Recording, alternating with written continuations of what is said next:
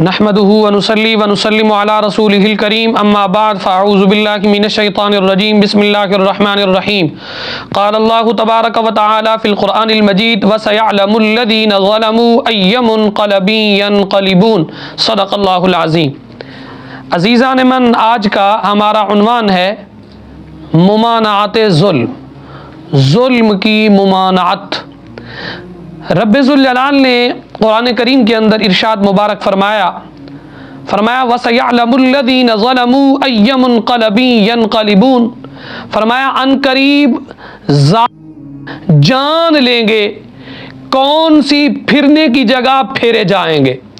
सैयद दो आलम सल्लल्लाहु ताला अलैहि वसल्लम ने इरशाद मुबारक फरमाया 5 आदमी ऐसे हैं, 5 बदबख्त लोग ऐसे हैं जिन पर रब्बे ज़ुल जलाल गज़बनाक होता है। रब्बे ज़ुल जलाल जिन पर जलाल के अंदर आ जाता है। अर्ज़ की गई या रसूल अल्लाह सल्लल्लाहु ताला अलैहि वसल्लम, वो 5 बदनसीब बदबख्त कौन से हैं?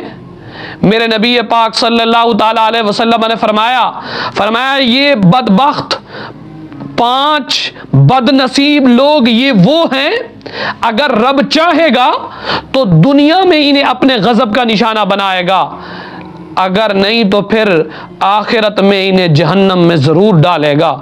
अर्ज़ की गई या रसूल अल्लाह सल्लल्लाहु ताला अलैहि वसल्लम, इसकी वजाहत तो फरमाइए। मेरे नबी ने फरमाया, नंबर 1 कौम का हाकिम जो खुद तो लोगों से अपने हुकूक ले लेता है, खुद तो अपने हुकूक लोगों से हासिल कर लेता है, लेकिन लोगों के हुकूक उनको नहीं देता और उनसे उनके जुल्म को दूर नहीं करता। और दूसरे नंबर पर फरमाया कौम का सरबराह, लोग जिसकी पैरवी करते हैं, लोग जिसकी बात को मानते हैं, लेकिन वो शख्स ताकतवर और कमज़ोर के दरमियान फैसला नहीं कर सकता, बल्कि अपनी ख्वाहिशात नफसानी के मुताबिक गुफ्तगू करता है, अपनी सोच के मुताबिक गुफ्तगू करता है।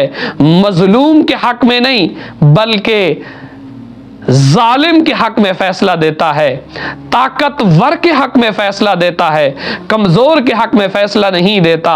और तीसरे नंबर पर फरमाया घर का सरबराह, जो अपने घर वालों और औलाद को अल्लाह की इताअत का हुक्म नहीं देता और उन्हें दीनी उमूर की तालीम नहीं देता। दीनी उमूर की तालीम ना देना ये भी अपनी औलाद पर जुल्म है। इसके बारे में रब पूछेगा और रब्बे ज़ुल जलाल या तो उसे दुनिया में इबरत का निशान बनाएगा, अगर दुनिया में बच गया तो आखिरत में इन्हें जहन्नम में डालेगा। और चौथे नंबर पर फरमाया ऐसा आदमी जो उजरत पर मजदूर लाता है और काम मुकम्मल करवा के उसकी उजरत पूरी नहीं देता। और 5वें नंबर पर फरमाया वो शख्स जो अपनी बीवी का हक महर दबा कर उस पर ज्यादती करता है। फरमाया ये 5 बदनसीब ऐसे हैं कि रब्बे ज़ुल जलाल इन पर गज़बनाक होता है, रब्बे ज़ुल जलाल इनसे नाराजगी फरमाता है, रब्बे ज़ुल जलाल या तो इन्हें दुनिया में इबरत का निशान बनाएगा, नहीं तो फिर आखिरत में इन्हें जहन्नम में डालेगा।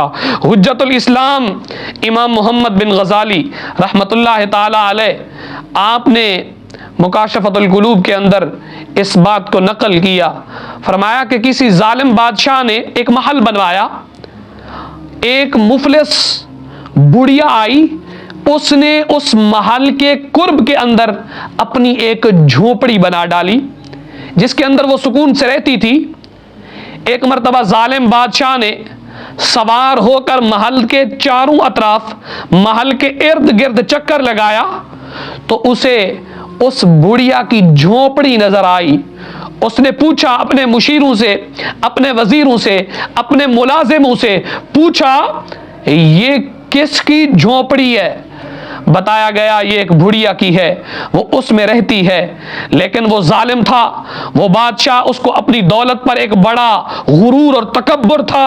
उसने हुक्म दिया, कहा इस झोपड़ी को गिरा दो, मेरे महल के करीब कोई झोपड़ी नजर नहीं आनी चाहिए, ये मेरे महल की तौहीन है, लिहाजा जल्द अज जल्द इस झोपड़ी को गिरा दो। वो बुढ़िया किसी काम के लिए गई थी, जब वापस आई उसने आकर अपनी गिरी हुई झोपड़ी को देखा और लोगों से पूछा, इसे किसने गिराया है, इसने इस झोपड़ी को किसने गिरा दिया है? लोगों ने कहा, इसे बादशाह ने गिराने का हुक्म दिया है। जब बुढ़िया ने इस बात को सुना, उस बुढ़िया ने आसमान की जानिब अपना सर उठाया और अल्लाह की बारगाह के अंदर दरखास्त की, मौला अगर मैं हाजिर नहीं थी झोपड़ी के अंदर तो तू उस वक्त कहां था? तू, तेरी जात उस वक्त कहां थी? क्या तू मेरी झोपड़ी को नहीं देख रहा था कि उस जालिम बादशाह ने मेरी झोपड़ी को गिरवा दिया?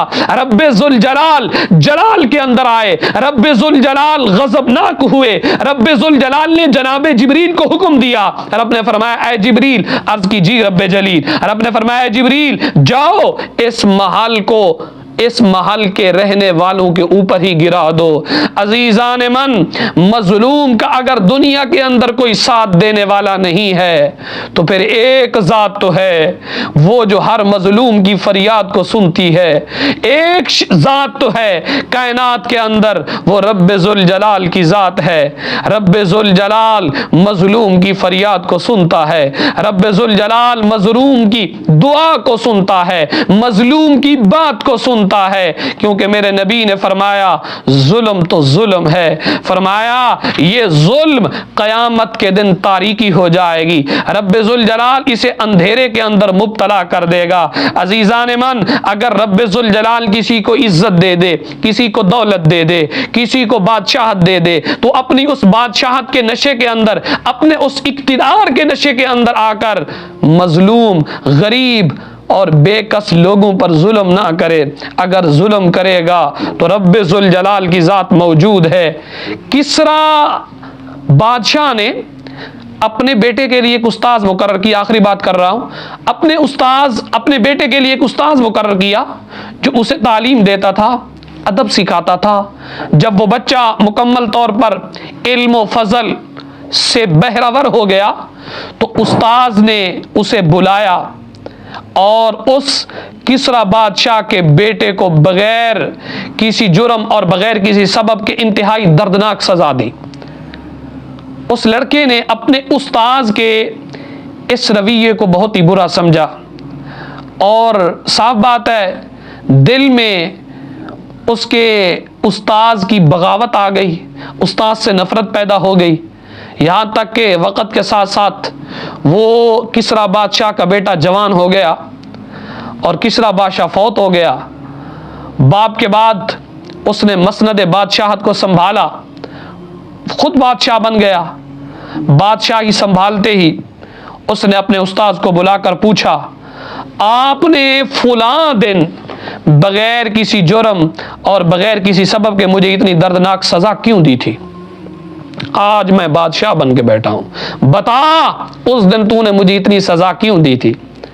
उस्ताद ने कहा, ऐ बादशाह, जब तू इल्म व फजल के कमाल को पहुंच गया तो मुझे मालूम हो गया था कि बाप के बाद तू बादशाह बनेगा। मैंने सोचा तुझे सजा का जायका और जुल्म की तकलीफ से मुआफिक कर दूं ताकि तू उसके बाद किसी पर जुल्म ना करे, ताकि तुम्हें पता चले जुल्म क्या होता है, किसी पर नाजायज किसी को सजा देना वो क्या होता है, मजलूम की बात को सुनना क्या होता है। मैंने तुम्हें इसलिए सजा दी थी ताकि तुझे सजा का जायका और जुल्म की तकलीफ से मुआफिक कर दूं ताकि इसके बाद तू किसी पर जुल्म ना करे। बादशाह ने जब इस बात को सुना ना, अपने उस्ताद की इस बात को, तो उसने कहा, अल्हम्दुलिल्लाह मौला तेरा लाख लाख शुक्र है, तूने ऐसा मुझे अजीम उस्ताद दिया है जिसने मुझे आखिरत की फिक्र दिलवाई है, जिसने मुझे मजलूम की फरियाद को सुनने की तौफीक दिलाई है। और उस बादशाह को जिसको वो उस्ताद पढ़ाता रहा, जिसने बुलवाया था उसने अपने उस्ताद के लिए वजीफ़ा भी मुकर्रर कर दिया और दीगर अखराजात की अदायगी का हुक्म भी सादर कर दिया। कहा उस्ताद जी, आपने जो मुझे पढ़ाया और पढ़ाने के बाद हिकमताना हकीमाना अंदाज के अंदर जो आपने मुझे सजा दी, तूने मुझे अल्लाह के कुर्ब का एक जरिया बता दिया है। अजीज़ान मन, जुल्म तो जुल्म ज़रूर है, लेकिन इस जुल्म से बचना चाहिए, इस जुल्म के दर्दनाक अंदाज से बचना चाहिए। रब्बे जुल जलाल को ये अदा पसंद नहीं है। अगर इंसान रब्बे जुल जलाल को भूल जाता है, अपने इक्तिदार के नशे के अंदर आकर, अपनी दौलत के नशे के अंदर आकर, अपने ओहदे के नशे के अंदर आकर, अपनी जायदाद के नशे के अंदर आकर, याद रखना ये सारा कुछ दिया हुआ मेरे रब का है। अगर रब तुझे दे सकता है तो मेरा रब तेरे से छीन भी सकता है। इसलिए किसी पे जुल्म नहीं करना चाहिए।